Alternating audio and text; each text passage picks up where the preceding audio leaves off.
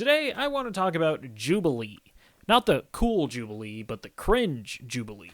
By the way, I just want to say that X-Men 97 is actually kind of incredible. I think everybody should check it out. It has nothing to do with this video, but I did want to take this mention to plug that. So Jubilee, if you don't know, they're like a YouTube channel where they'll get a bunch of random people in a room to like discuss social or political issues. There's oftentimes some kind of gimmick where it's like black conservatives versus black liberals. Some of their content is good, although if I'm being completely honest, and this actually relates to the video, I've never actually sat down and watched one of their videos. I've only ever consumed Jubilee content through another YouTuber reacting to a Jubilee video. And that leads us into what's been happening over the past week, where Jubilee has been copyright striking a bunch of channels that have reacted to their videos. The biggest channel that we know of that they've done this with is Abba and Preach.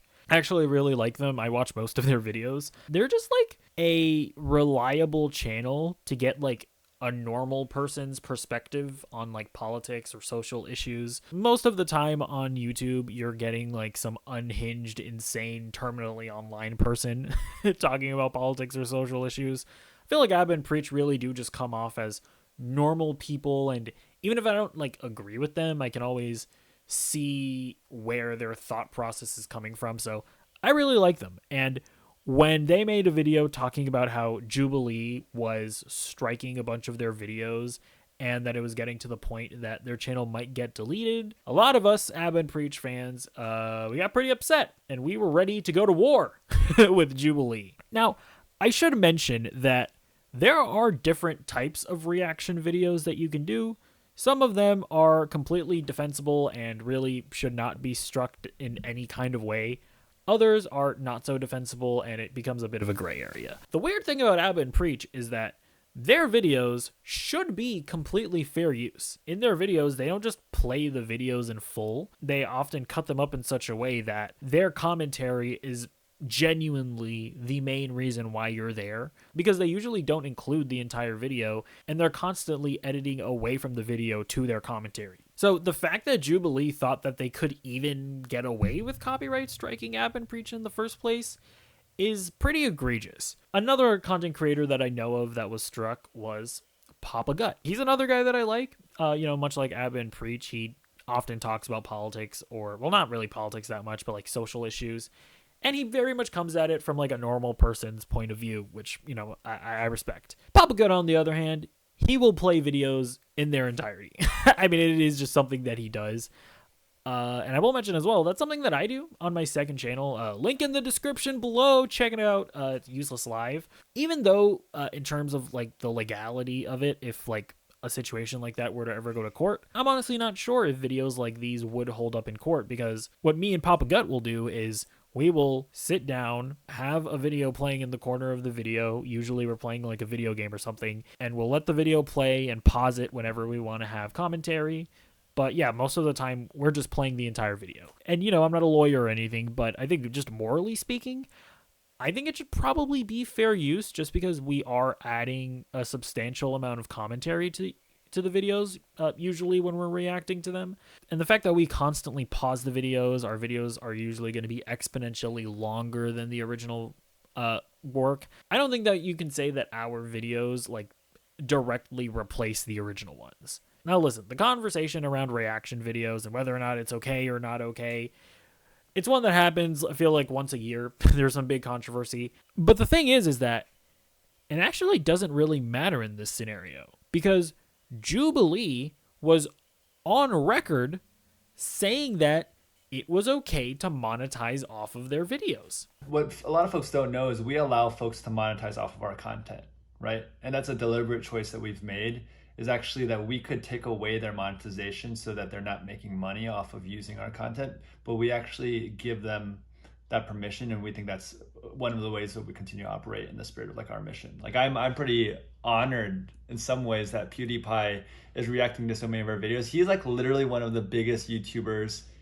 ever, and the fact that he is watching our videos so intently and reacting to them, like I think it's a great sign. So when they say that, it doesn't matter if Hassan's chair reacted to a video. Jubilee gave the go-ahead, and it is absolutely ridiculous for them to start claiming videos that were made when Jubilee had those rules in place. Now, if you want to like institute a new rule, like maybe you're finding that people reacting to your videos is actually harming your channel, that's completely fair and understandable, but you have to come out and publicly announce that you are no longer cool with people reacting to your videos. Hurting other content creators for following the rules that you put in place is way over the line. And it's especially ridiculous because let's say that now you've instituted this change. We'll sort of look past you punishing people for following the rule that you put in place. Now you've instituted the change. To this day, as of right now, recording this video, on their website, they're using people reacting to their content in order to advertise the brand. Why are you still essentially telling people that it's okay to react to your content while you're going around behind the scenes claiming people's videos? The way that they're going about this is just really scummy. Now, there is some good news that has come out of this.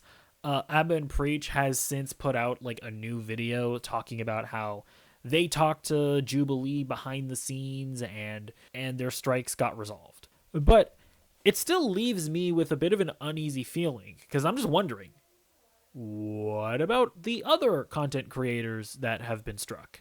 Like Papa Gut. What about him? And it's a bit of a gray area as far as whether or not it would be considered fair use in court. But again, that doesn't matter. You gave Papa Gut permission to make those videos. You said it was okay. Another channel that I saw that was a victim of the acts of Jubilee was More Pegasus. I mean, what about him? Were his claims resolved? You know, from what I've seen, his videos should probably also be considered fair use, considering there was a decent amount of editing in the one that I skimmed through at least. But again, doesn't matter. You gave them permission to make these videos. So listen, I'm happy for Abba and Preach that they got their issue resolved, but I'm just left a little uneasy as far as everybody else, because the idea that Jubilee is going to have given people permission to make these videos and is now like, actually, never mind, we're going to strike your channel.